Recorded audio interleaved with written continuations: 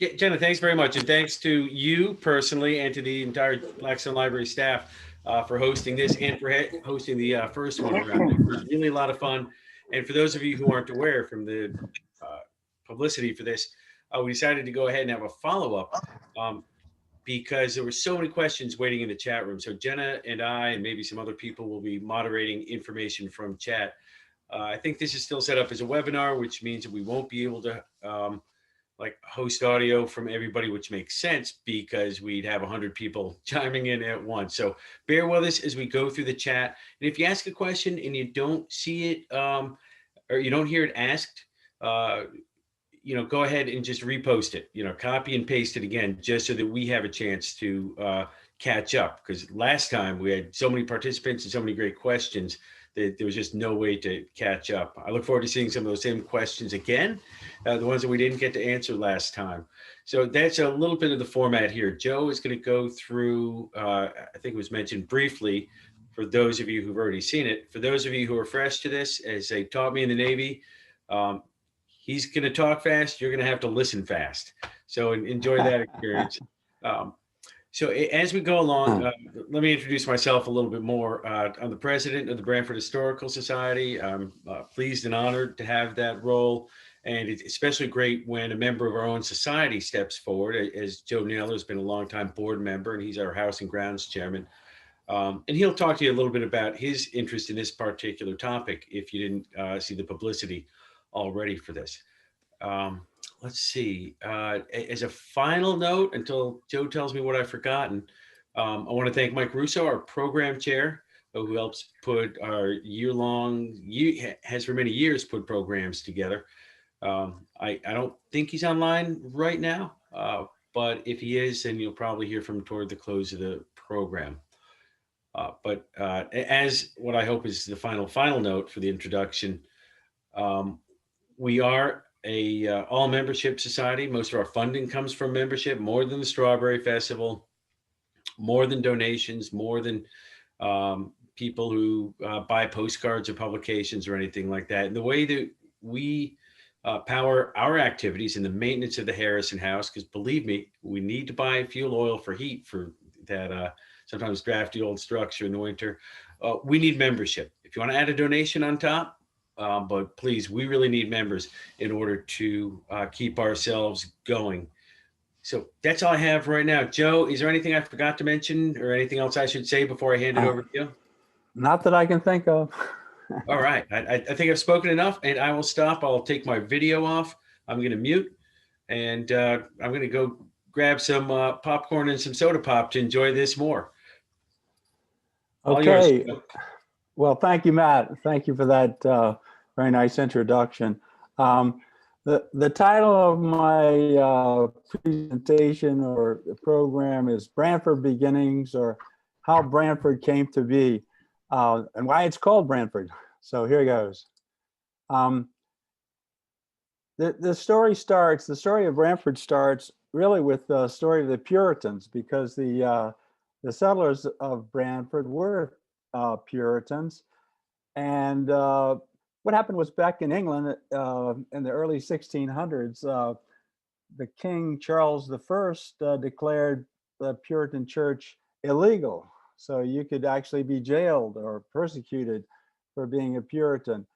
And as a result of this, between 1630 and 1640, about 20,000 Puritans migrated to America, mostly to Boston, to the Massachusetts Bay Colony. And among those were one of my ancestors, William Swain, who 50 years old, sailed with his family to Boston to escape persecution in England.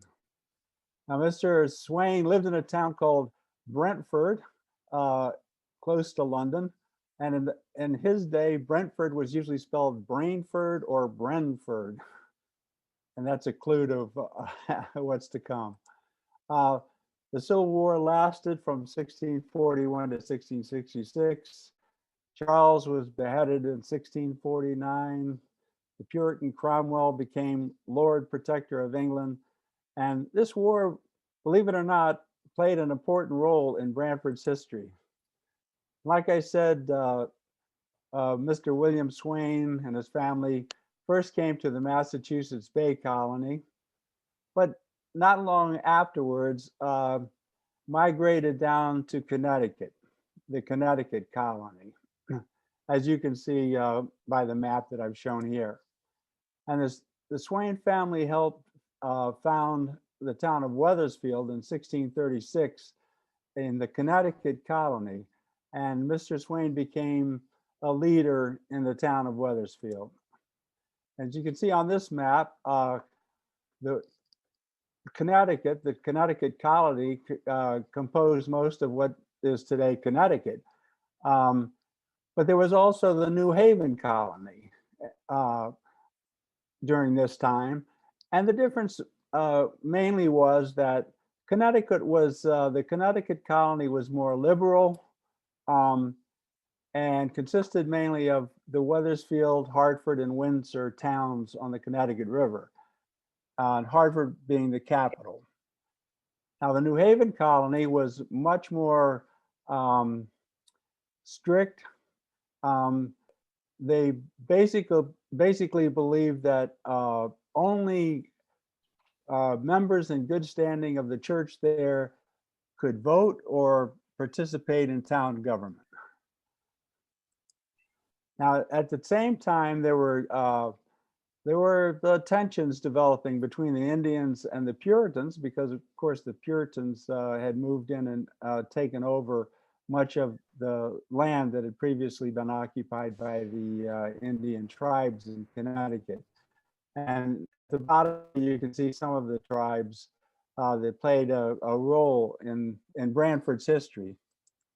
By this time, most of the Indian population had been decimated by smallpox and other European diseases. And what happened was that the English kind of had an easy time of it, because the Indians were 90% had died, and the villages were either depopulated or deserted. So the English could simply move into what had previously been had previously been Indian tribal villages, and and use the trails and rivers that Indians had used before. Now, this is a map of Connecticut at that time, and what this shows is that there were about 20. I don't like to call them Indian, but that's the way they were referred to usually in the old writings, from that time. But the Native Americans had about 20 tribes in Connecticut, and there were over 100 villages. And as you can see, that it's quite amazing, and the trails that that the Indians used to connect to one another were used. Well, going to the next slide, they were used by the English, when they finally moved into these towns, so that it was kind of like the state was set up, in a kind of sophisticated way with the Indian population before. Now, in 1637, the Pequot tribe attacked farm workers in Wethersfield. And in this raid, 6 men and 3 women were killed, including one of William Swain's daughters. And 2 of Mr. Swain's teenage daughters were kidnapped by the Pequots. Luckily, they were later rescued by a Dutch trading vessel. But the 3 Connecticut colony towns, Wethersfield, Hartford, and Windsor, raised a militia and declared war on the Pequots as a result of this raid. And this militia surrounded a Pequot village in Mystic, and what followed was really a massacre, and between 400 and 700 Pequots were killed. Now, the Pequots, well, most of those that were killed were women, children, and older folks uh, as it happened. And the ones that tried to escape, after the village being set on fire, were actually shot down. So it was a terrible, terrible event in our history. Um, and as a result, the remaining Pequots were horrified by this brutality. They just weren't used to this kind of warfare, and they were they were pursued by the militia along the Connecticut coast all the way to what is now about near Fairfield, and most of the Pequots at that time were actually killed, in this war and in this final battle in Fairfield. Um, but the reason that this has an influence on Branford's history is that as the militia and many of the soldiers in this militia were from Wethersfield, um, they traveled along the coast of Connecticut, and they saw that in particular that the land uh, which is now Branford and New Haven looked like a good land to be settled probably in the future. Um, and one of the militiamen was a man by the name of John Plum of Wethersfield, and he was later to become the town clerk of Branford. But soon after this all happened, the community in Wethersfield became divided into two factions. One was very conservative and theocratic, and the other more liberal, much like the rest of the Connecticut colony. And so they called on Mr. John Davenport of New Haven to come up and help them settle this division.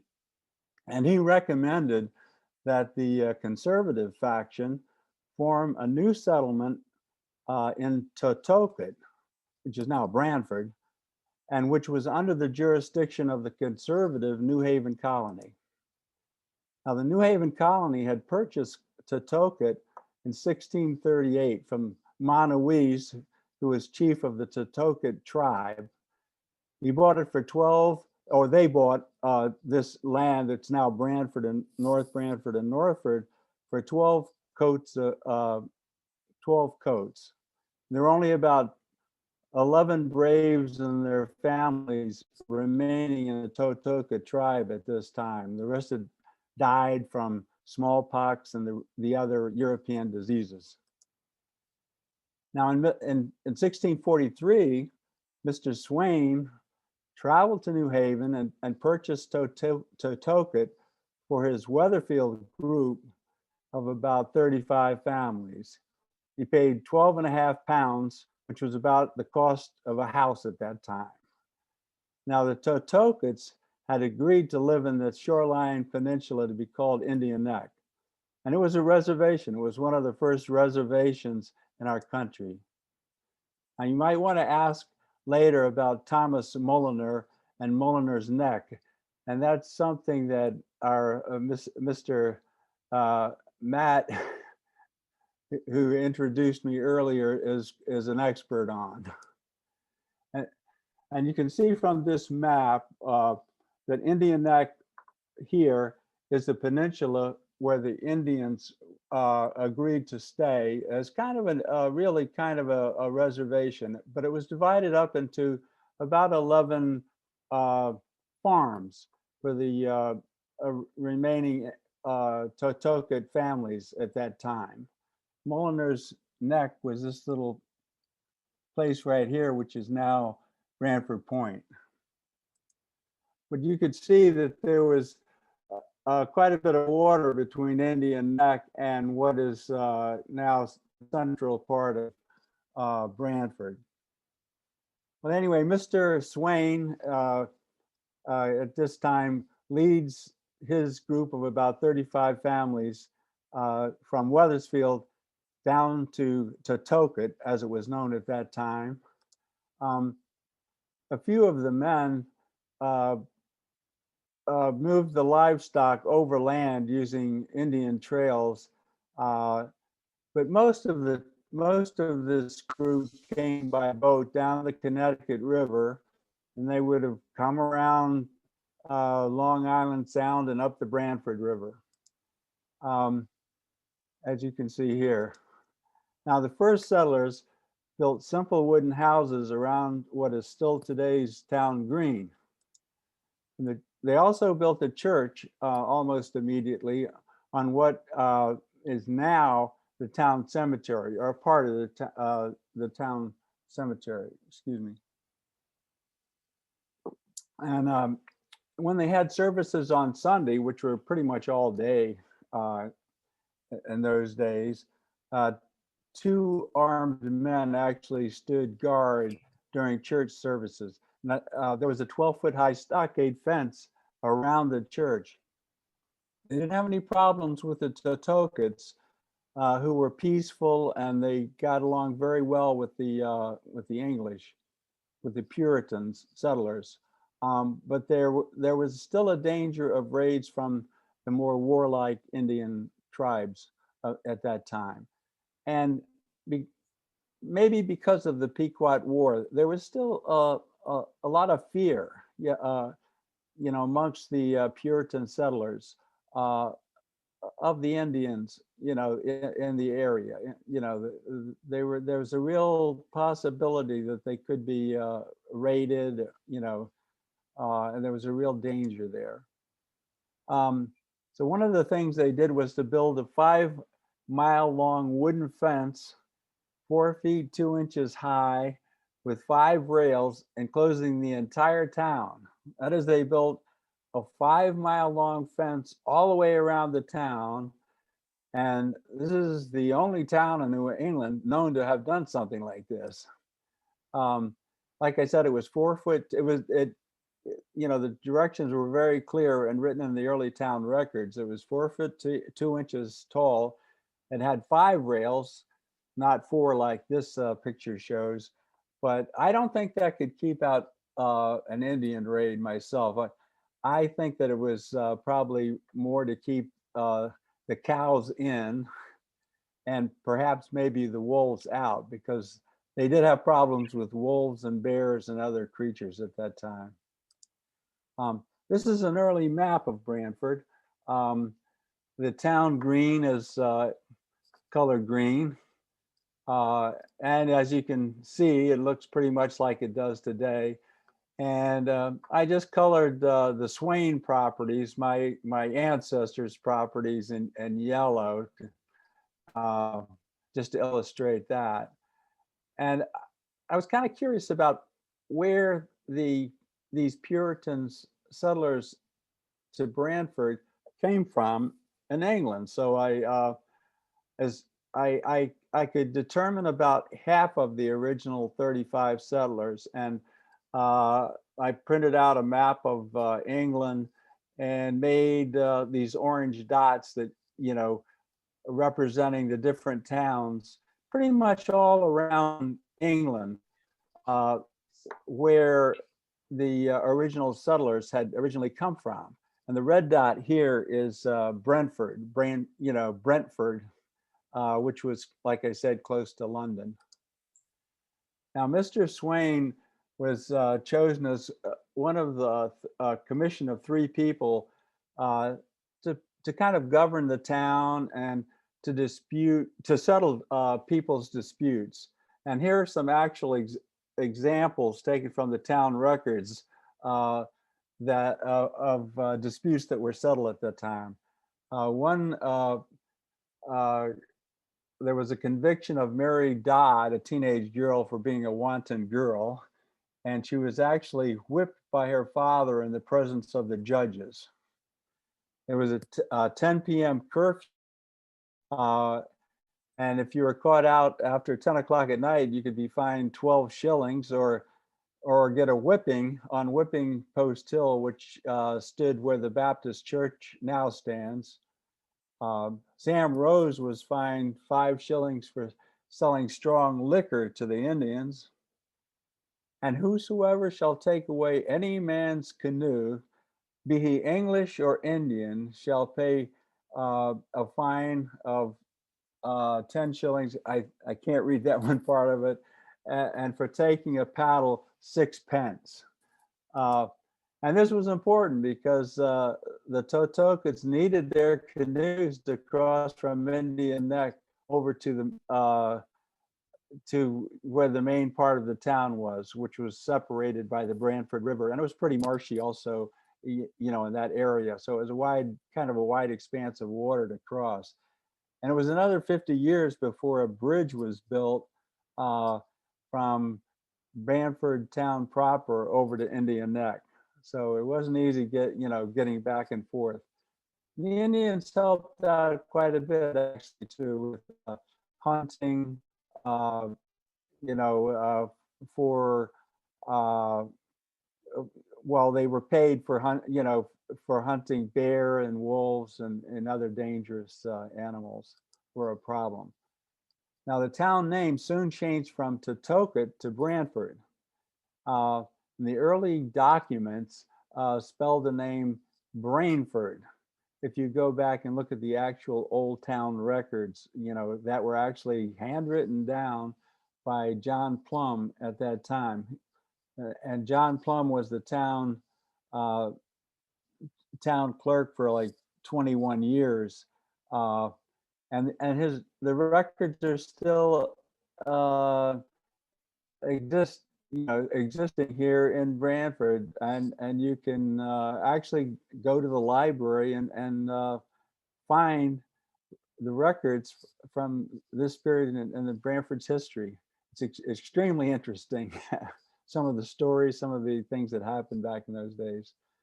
Now, as far as I can tell, the Swain family, at least as far as I could find out, was the only family from Brainford or Brentford, England. And I think that might have had something to do with why the town is called Branford today. So now we live in the town of Branford and not Totoka, Connecticut. Now the Branford settlers were mostly farmers. They were very industrious. They worked from dawn till sundown. They had cattle, sheep, pigs, and chickens.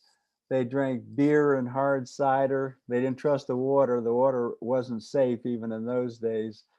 And even the kids drank the beer and hard cider. But I found out after doing a little research into this that they would heat the beer first before letting the kids drink it, because I had this vision in my mind of all these little kids kind of stumbling around half drunk all the time. But they ate well, they liked beer, and they liked having a lot of kids. Most of the families had 9, 10, or even 12 kids in those days. There was also a pretty good shipbuilding and maritime industry in Branford at that time. And Branford had the best natural harbor between New London and New Haven um, for the boats that existed at that time. Later on, as ships got larger, Branford's harbor was just shallow. Whoops, I think I just skipped. So I was going to say, please ask later about the iron works in Branford. That was another industry. And here's a hint, it wasn't the MIF. With no church bell, the town used a drummer to call people to church and to town meetings, and also to go around in the morning to waken people about a half an hour before sunrise, so that the cows in town could be collected from all the different families and taken out to pasture and then returned in the evening. Another question you might ask later on is about a lawsuit involving a bull rented from Guilford to be with, as they expressed it, the town's cows. It's kind of a humorous story from that period of time. Now the town had a few part-time jobs. They would hire men for the year to do certain functions. For example, the drummer, was paid, usually these people were paid in bushels of Indian corn or produce, that sort of thing. there was very little actual currency or English currency at that time in the colonies. But the drummer would drum to call people to church, to town meetings, and if you were late, you were fined, and if you didn't show up at all, you were fined even more. There was another man who was hired for the year, each year, to inspect the fence around the town, and each family was responsible for a section, and there were fines if the fence was not maintained. And I think that the real reason for this was to keep animals from straying outside the town limits, because that was another problem, and one of the reasons why there were disputes between members, settlers of the town, was because one family's pigs would get into their neighbor's vegetable garden or something, and this type of thing. Now, and one fellow was actually hired for the year to keep the young boys behaved in church.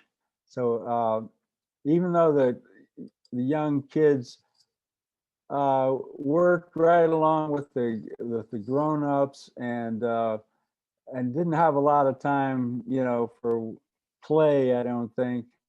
I'm sure they did find time to have some fun. Now, one of the most important things that happened in the history of Branford was that Abraham Pearson came to Branford from Southampton.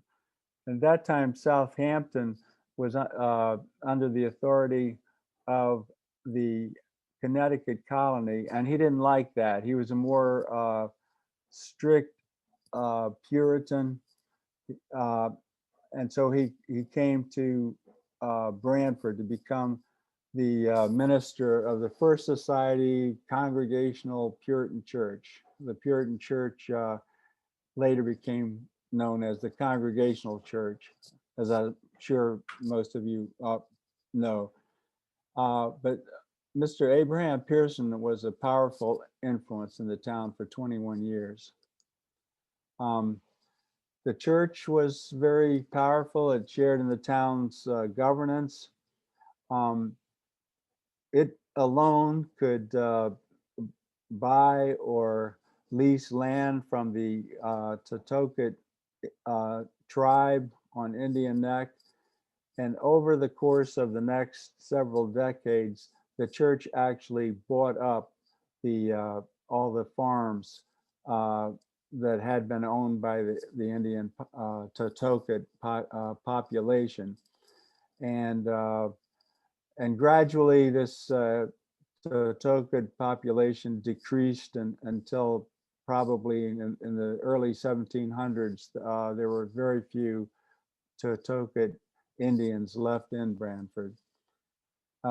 Reverend Pearson, one of the things that he did was he actually wrote a catechism in the Totoket language.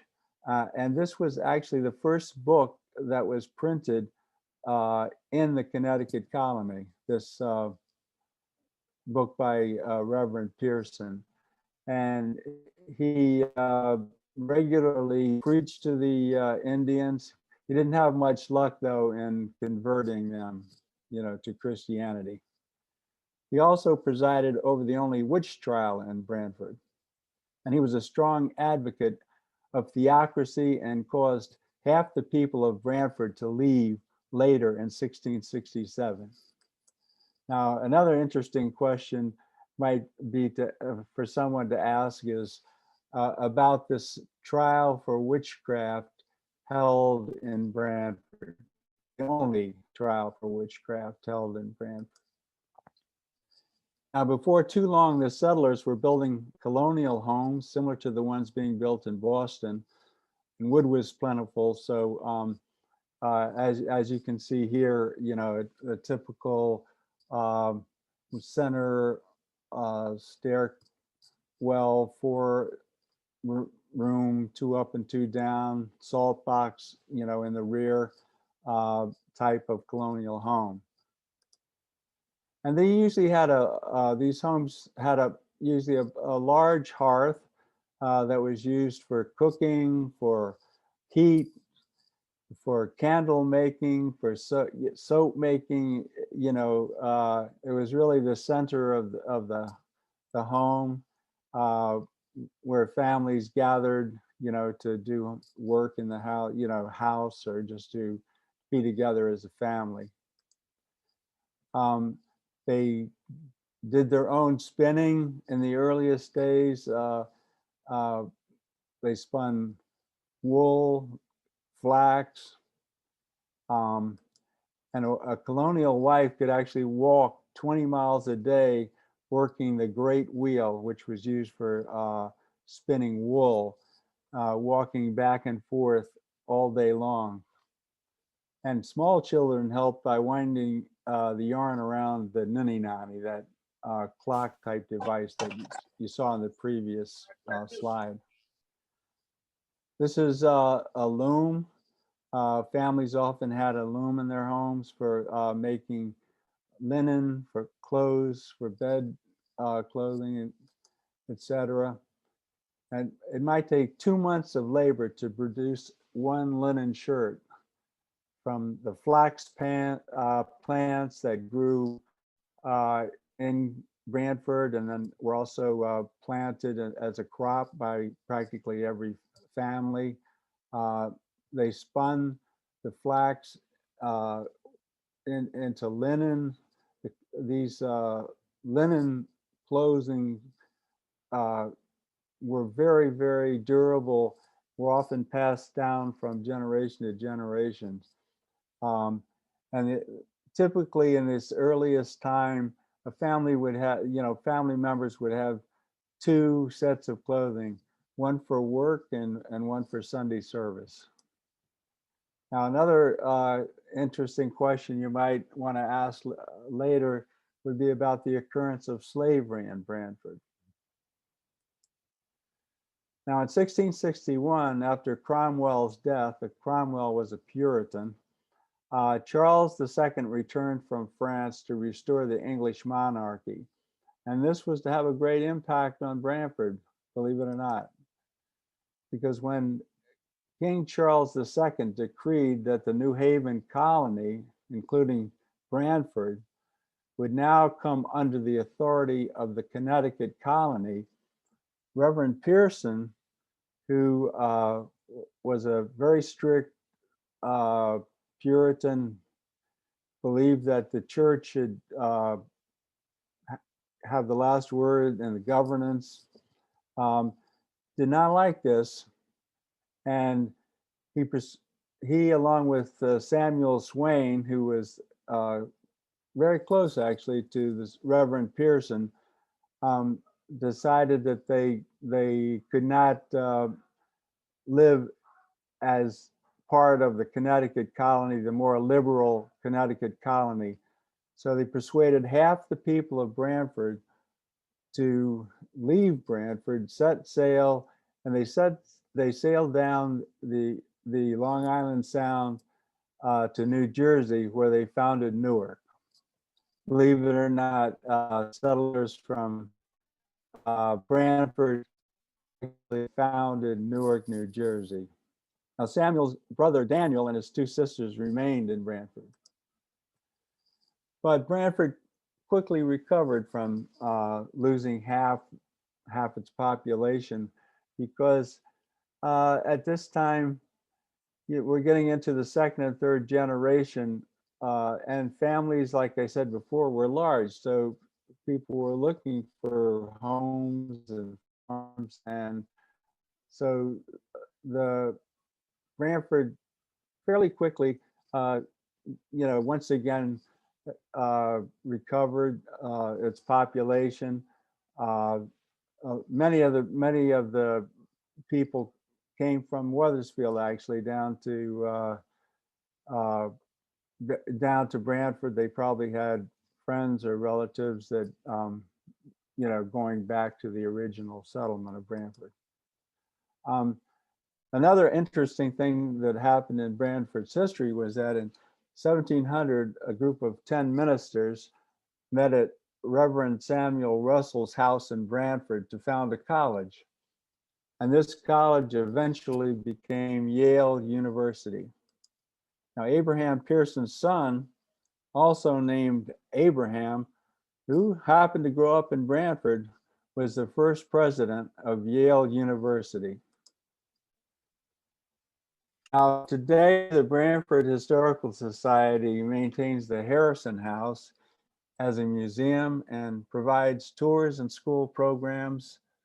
Our website is here, BranfordHistoricalSociety.org, and we would like to ask everyone who's not a member now to please consider joining.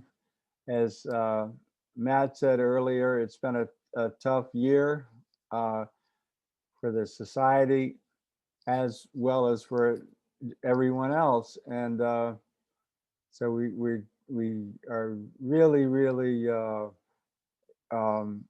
looking for new members to the Historical Society to expand, this really wonderful organization.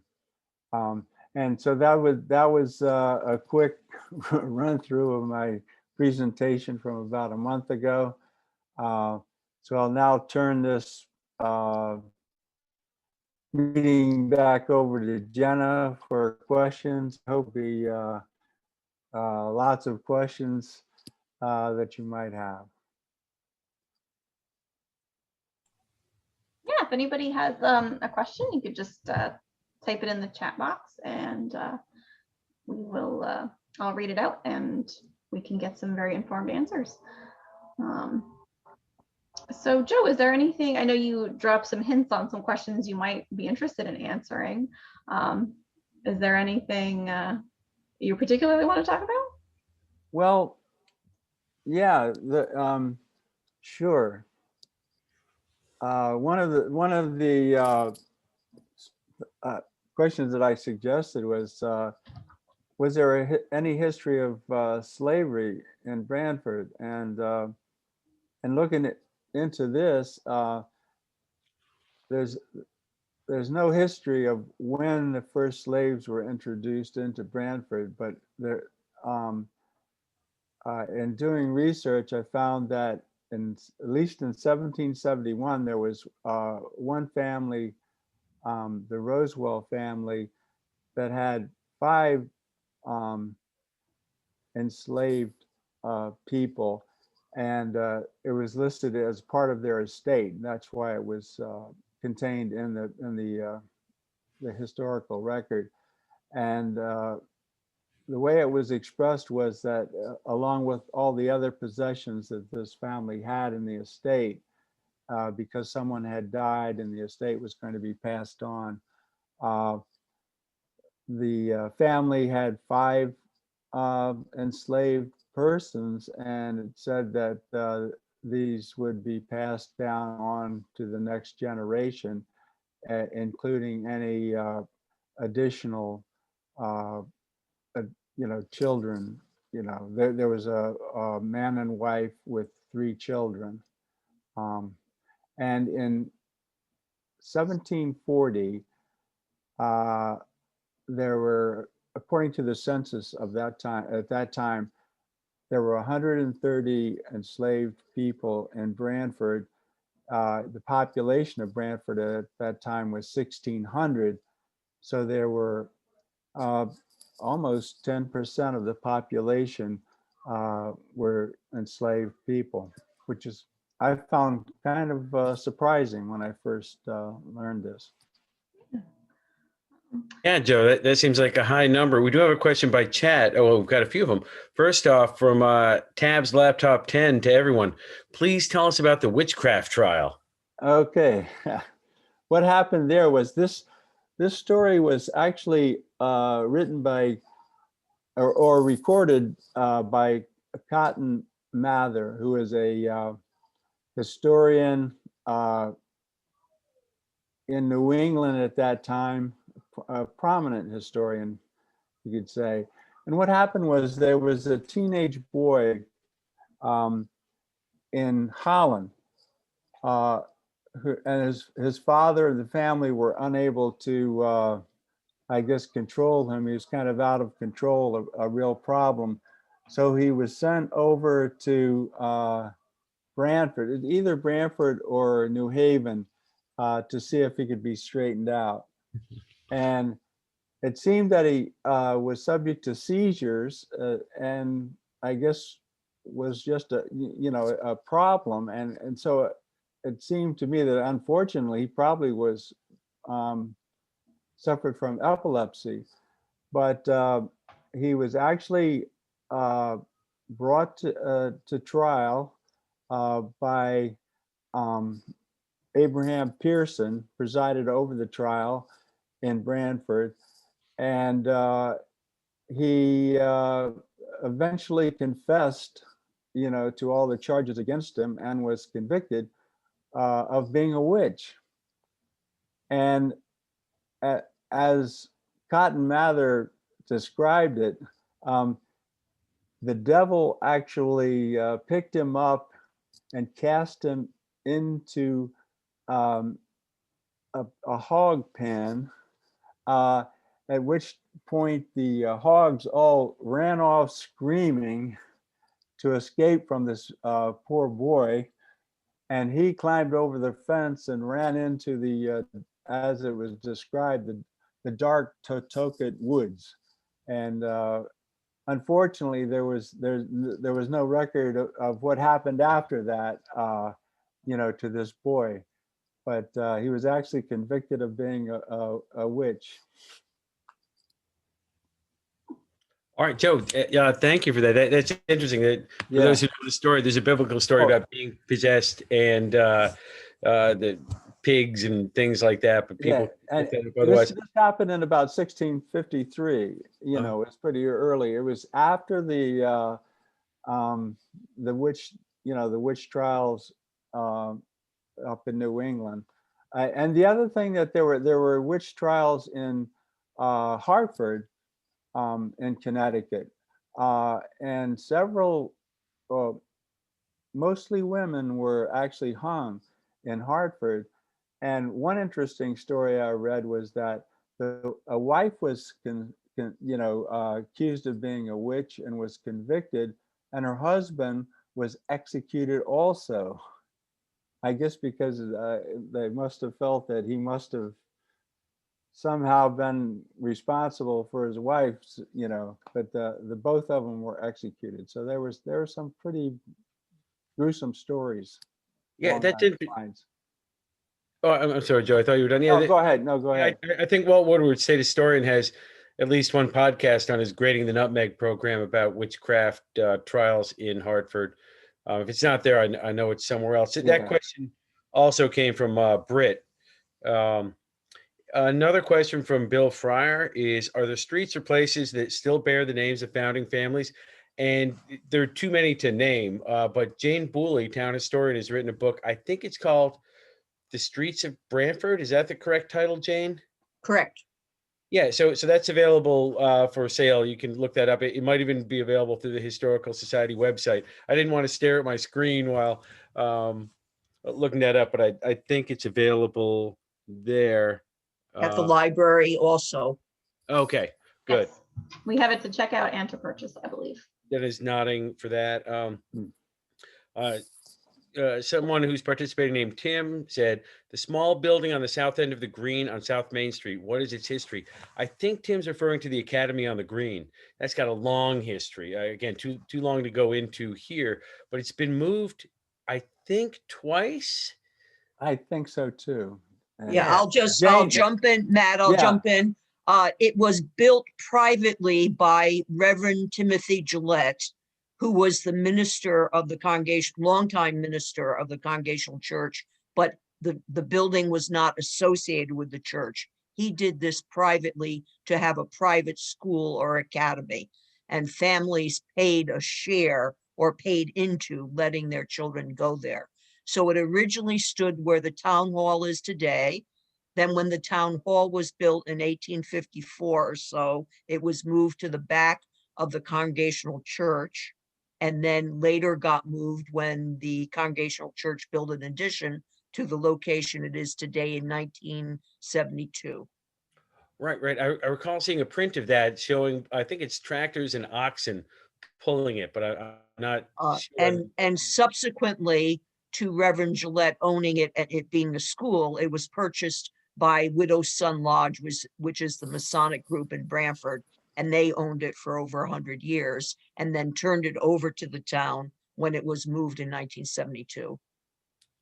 Yeah, and there is actually a town commission or committee for the Academy on the Green. It's available for rent. Art exhibits and things like that have been put on, and post COVID-19, I'm sure will be put on again. Gary Beach asks, Connecticut seems to be a Native American name. What is its origin? I believe it means near the Long Tidal River, but that's another good one for a web search to find out exactly which language or dialect that comes from. That is true. As far as I understand it too, it was pretty close to the Indian pronunciation too. I think Connecticut or something like Pennaconock, river, Long Tidal River. And also it's interesting that one of the there are two different opinions about Totoket, where the word Totoket comes from. And one is that it refers to the river, the Branford River, and that also means tidal river, a long tidal river. And the other theory is that it refers to the hills in North Branford, where the Indians would go in the wintertime. I should say this, it's very interesting about the Totokets and in general, the Indians along the shoreline. They had a very good time of it in the summer. They lived in Indian Neck, Stony Creek, on the islands, on the Thimble Islands. It was kind of like a clam bake, a summer-long clam bake. Food was plentiful. And then they would move up into the hills where there was more protection, from the weather in the wintertime. But I just found that interesting. And one thing I read too was that when the settlers first came to Branford, the Branford River was navigable for ocean-going ships. For larger ships for 2 miles, and for smaller boats, river-type boats, for 3 miles. And since that time, the river, has become silted very much more than it was in those days. So it was, the Branford River was more navigable by ships and boats than it is today. Interesting, right? Yeah. We have another question. Adding to that, a couple things where people can do further research. Many of the Native Americans who lived around here moved out. Basically, they didn't see a future for themselves here. By about 1740, there were really very few Indians left in the Branford community. Yeah, we do have a basket made by Asa, who's buried in Central Cemetery and has a grave marker there. But many of them left and they joined the Scotticoke group up in Kent, Connecticut, where my mother's from. So interesting area up there. And I'm sure Jane could talk for an hour about the history of Native Americans here, but let me make sure we get through questions. From Jay Gravina, what is the significance of Mr. Rose, who was fined for selling liquor to the Indians?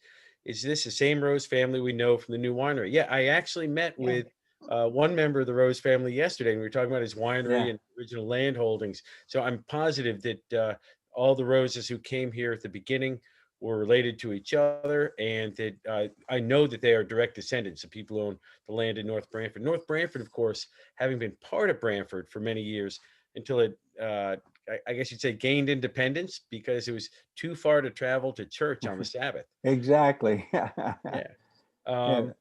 And Tab's laptop asks, I'm curious about the lawsuit involving the bull. So Joe, do you know anything? Yeah, this is kind of a funny story, and it's also connected with the Rose family, as a matter of fact. And what happened was back in about, I think it was 1653, a lawsuit was filed in New Haven by a lawyer representing Mr. Robbins in Guilford, who claimed that people from Branford had stolen his bull. Now, a few weeks passed, and this referred back to the summer, the previous summer. This lawsuit was filed in November. A few weeks later, and the next time that the trial was in session, the members of the Branford community appeared in court and said, no, no one stole this bull. We actually went up to Guilford, and one of the people was Mr. Swain, and also Mr. Rose was involved in this. He said, we didn't steal the bull. We arranged to rent the bull for the summer to, as they put it, be with our cows for the summer. And so a few more weeks go by, and once again they appear in court, and the Mr. Robbins' lawyers says, well, we were never paid. Okay, we agree that we agreed to rent the bull for the summer, but we were never paid. It was going to be 20 shillings for the rental on this bull. We were never paid. And to this, the representatives from Branford said, well, the bull died and never was with our cows, so we don't feel that we should have to pay this 20 shillings. A few more weeks went by. We once again appeared in court, and at this point, Mr.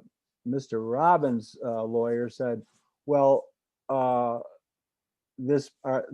we agree that the bull died, and we hold the people in Branford responsible for being irresponsible and taking care of our bull. At this point, the judge said, I've really had it up to here with Mr. Robbins' bull. He says, I think, well, my advice is to the people of Branford is that they pay the 20 shillings for the rental on this bull and be done with it. Otherwise, I'm not sure how this is all going to work out. So the people of Branford begrudgingly paid the 20 shillings to Mr.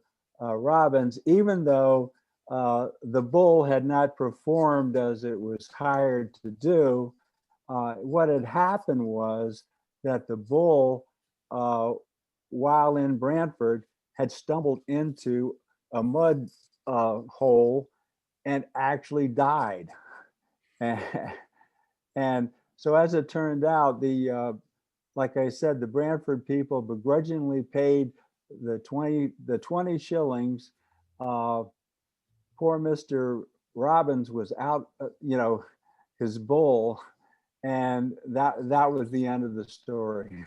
The judge said, I've just had it up to here with this bull. But that's it. It was kind of a funny story.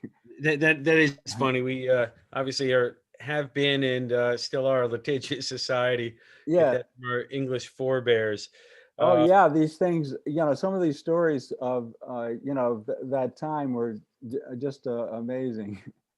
Some of the things that people got into. I mean, typical lawsuits were things like one man was accused of putting his brand on another man's horse. A lady was accused of milking her neighbor's cow. This type of thing. So there was there was typical things that I guess that would happen in a town. Like things that happen today, except with for cattle. Yeah. Let's see. Another question from Britt related to Gillette Castle. So, Britt, if you want to unmute yourself, I realize that we're probably not in the webinar format. We're in standard thing. So, Go ahead. What's the exact question about the Gillette name? Sorry, someone mentioned something about Gillette, and it was more relevant at that moment. I'm not even sure what they had said, but it was something about Gillette, and it just made me wonder if there was a connection to Gillette Castle, which is a phenomenal place to visit. Yeah, I agree. I'll jump in. Timothy Gillette did have children, but to my knowledge, William Gillette that built the castle is not a descendant, but I don't know that absolutely. Yeah, not a super uncommon name. At the Yeah, time. Gillette Yeah. was a pretty common name in Connecticut, down in New London County and also in Hartford. Okay, thanks. I was just curious. Right. It's like the name Griswold. There's so many Griswolds around and so many historic places named Griswold. And they're like, Yeah. nah, that's not my family. Um, let's see. And a question from Chris. When did they change the spelling of the Swain name? Because a Y changed to an I, et cetera, Joe. Any thoughts about that? I could take that. It's pretty interesting because when you go back to the town record, written by John Plum, when he was the town clerk from 1646 up until, about 20 years anyway. About 20 years. It was actually spelled Swaine, but other places it's spelled Swaine. So I think, back at that time, people just kind of spell things, phonetically, and there's many different spellings, for names and places, towns. When you look back at the original writings of that time period, it was the spellings were just all over the place. So I don't have a definite answer to that. It just it was spelled both ways, and like I said, quite often Branford in the earliest record was spelled Brainford, like Branford, which was very close to the spelling at that time of Brentford in England, which I think it's generally accepted that the name Branford came from the town of Brentford in England. Right. That makes sense. Let me take a look at further questions. Those are the questions we have right there. I will say there's one other town of Branford in the United States. That's down in Florida, and it's actually named after Branford, Connecticut, because of the Morton plant link. And I noticed I wanted to note before we finish up here. We talked a little bit about Hartford and New Haven colonies, and the whole stories of the charters and the name Constitution State is interesting and bears more research if you're not familiar with it. The New Haven Museum, unfortunately, I think it reopened and then closed again because of COVID-19. But that's a great place, and you can really dig deep into the, kind of short and unfortunate history of the New Haven colony.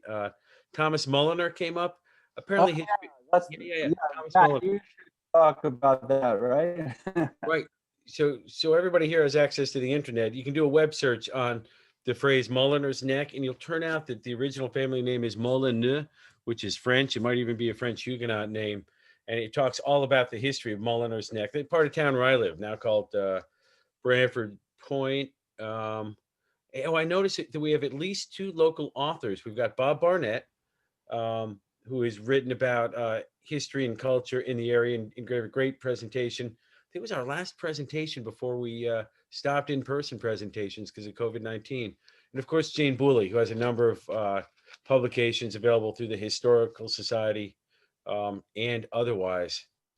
And if you're also an author and you want to be recognized in this forum, go ahead and type into chat.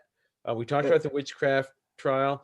Hey, Matt, if you just a minute, just a little bit more about Mulliner's Neck. Thomas Mulliner was probably in what's now Branford even before the New Haven colony was settled. His family were mariners. They had spent time in the Caribbean. He came up, and somehow or another was kind of a homesteader and settled in what's now Branford Point in Branford. And he apparently had his own arrangement with the Totoka Indians, permission to have his farm there. And so he felt that when these settlers from Wethersfield came down and said, no, we own this, he wasn't too happy about that, because he felt like he owned, he owned his section of town. And there was friction. He was constantly in court, but at the same time, he was also very helpful to the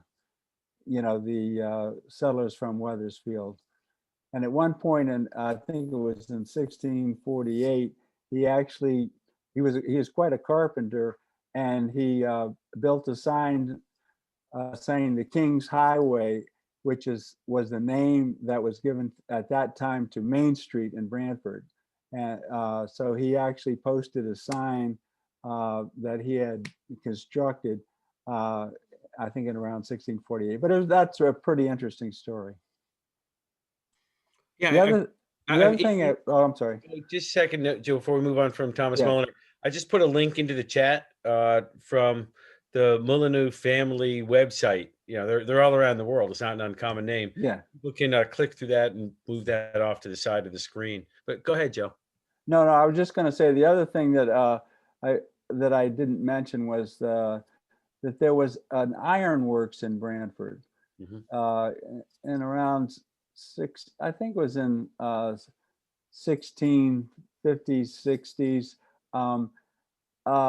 and they actually got iron ore from North Haven. I forget that it was a certain type of bog ore, iron ore, and they brought it by ship down the Quinnipiac River, around and up, into the Farm River up, and it was right at the southern end of Lake Saltonstall, what we now call Lake Saltonstall, and they actually had a smelting site there, an ironworks.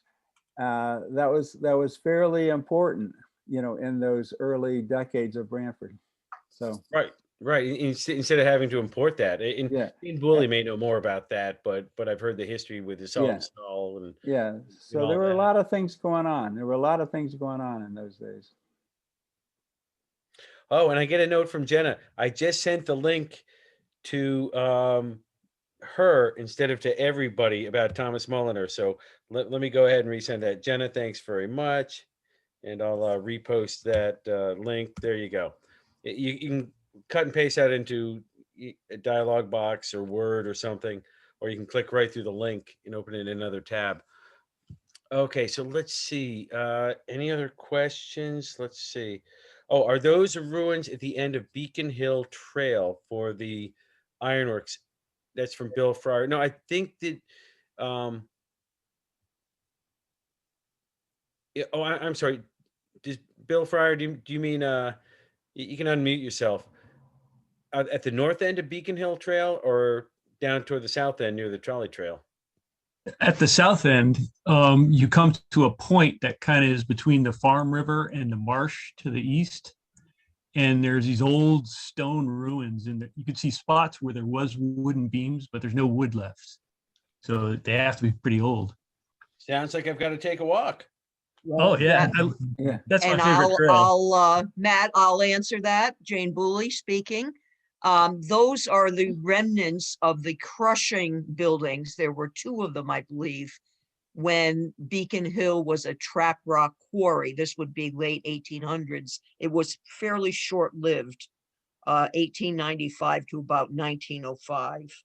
And there was two fairly large buildings with wood on top and wooden beams, and that's all that's left of those two crushing plants. And then they would bring that trap rock by barge down the Farm River to Long Island Sound. Ah, okay. Thank you, Jane. Yeah, that's really neat, Jane. Thanks, because those trap rock ridges run all the way up into Massachusetts and maybe even further north. My dad, geology was part of what he taught at Southern Connecticut, and it's hard to believe that Tilcon and everything, all that trap rock runs just forever. north in Connecticut, and you travel north in Connecticut, and you see another Tilcon place where they also have trap rock processing facilities. Let's How see. can I, Go ahead. Matt, I should tell you that we re, I pick up the mail for the from the post office, and there was a brochure the other day from the New Haven Historical Society, and they're actually having a Zoom program about trap rock sites in New England. That's going to, I think it's going to be in May sometime, so I'll get in touch with you about that. Oh, that's cool. We'll send out a link through the Historical Society. Mike, if you can take a note of that to pass it on to people who do publicity. Yeah. And from Britt, a question about whether we could be so kind as to put their book titles in the chat. So let me go Sorry, ahead. I didn't mean to send it to just you. No, I was that's just okay. I curious see it. what they are. But Jane's books, I think all of Jane's books are listed on the Historical Society website. That's Cool. branfordhisociety.org. And Bob Barnett, if you want to chime in, I'll go ahead and try to type accurately while you're talking.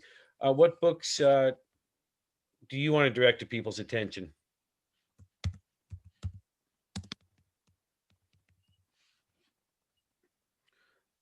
Bob was here a minute ago. You can unmute yourself, Bob, if you want to. For a little while, we saw just his dog, but oh no, I don't see him on his screen. So his full name is Robert Barnett, and I know he's written one about the culture and history of private secondary education. And I mean, after that, it's just you can do a web search for that. And let's see, I see Jane there. She's looking at something. Did you want to mention something, Jane, about some of your Well, research? the full title of my book is The Origin and Naming of Branford Streets. And that can be on Amazon. The library has it. So. Ooh, that's not well spelled. I don't like this keyboard very much. Okay. Okay, and if you search Jane Boole, the author, you'll see a lot of other items, again, all over the place. So we got that from Britt. Any other questions that we should field? Okay, let me take a last look at my notes. Jenna, first a time check. You've been more than kind to stay on past 8:11 p.m. here. Is there anything else, or with the time check, what time do we have to get wrapped up? I think I had us maxed out at 8:30, so you've got a little more time. Oh, okay, yeah. Again, to remind people, look at the website for the New Haven Historical Society. They have a number of professional staff members on site, and I've actually sent inquiries to them about such groups as the Quinnipiacs moving up to the Scaticoke area up in Kent. And let's see, I didn't hear anybody else say that they're a local author. I don't think I mentioned the flax. Flax was so important. Grown locally, you weren't growing cotton around here. There are people who passed through Branford and said that when they looked off in the fields of flax, that it was as if they were looking at the surface of a lake, because the blossoms were so blue and so tightly packed and so bright. So I'm hoping that at some point the Historical Society can host a linen making demonstration showing a little bit of the complexity of making clothing, processing flax into linen. As Joe said, what do you say, Joe? Something like 60 hours for an article of clothing? Yeah, and I got that. What's the fellow name? That has one of our looms. Bob Ayudi. On loan. Bob Ayudi. I got that from him. I think he said something like it could take 40 hours. Well, anyway, a long time. To process the actual flax plants until you had a shirt or something. It was very, very labor intensive, to put it mildly. Excellent. If anybody else has a question, they can put it into chat, or they can unmute themselves and ask if that's easier. Your unmute function is probably for most screens on the bottom left-hand side of your screen.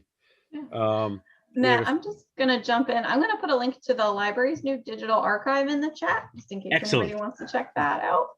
It's brand new and growing, so be sure to email us if there's anything you want to see, because we've got a lot to get through in terms of digitizing. So we welcome your input and opinion. Yeah, and for anybody that doesn't want to go look right now because they have a feeling there's not much there, go look anyway. There are so many articles through the Blackstone Library website that have interesting Branford history and tidbits. I've used it for a long time. There are a couple demolitions planned around town for homes that are old but not protected by historic districts. And I've been able to glean some information from the Blackstone Library website for those to help us take a look at the historical significance of those houses. But otherwise, I think it's about up. So I'll wrap up. I want to thank Mike Russo, our programs coordinator. I think he might have come in right at the point where I was stealing his thunder by introducing Joe.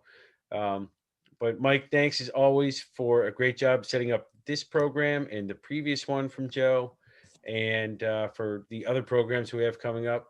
Joe, thank you as always for presenting. This was great. I almost want to have like although it would drive Jenna crazy, have just a monthly Branford history chat. It's fun. Jane, thanks for your contributions. Participants, thanks for your input. Jenna, thank you as always for your patience, for your very kind smile, no matter how much you're inside. It's probably been a long day for you already. Always a pleasure with you guys. I'm a big history nerd, so it's always fun. We look forward to getting back to the library. I understand also the library is offering browsing in the stacks by appointment. Is that how it's operating now? Yes, we have 15-minute browsing appointments throughout most of the day, and we also open the computer lab 3 times a day most days for an hour each. So we do ask that you make an appointment, but we are open for computers and browsing. Okay, well, thank you very much. Our thanks to the rest of the staff there, because I know it's an army of people who do great work there, and thanks to Karen for allowing us your services. If there's nothing further, I'll say goodnight to Liz R., who says thank you very much, and Christine Burkhart, who says the same thing, and Chris and Pat Florio. So thank you all for the thanks. Don't feel like you have to go in and say thank you. By attending, you really pleased us. So on that note, Jenna, is there anything else you'd like to say, or do you want to leave, close the meeting? No, thanks for putting on a great program as always. I do love our joint programs. They're a great way to reach new audiences for both of us. So thanks everybody for coming, and I hope you had a good time. All right. I certainly did. Thanks. Yeah, bye-bye, thanks. Bye. Thank you again, Joe. Bye-bye. All right, bye-bye.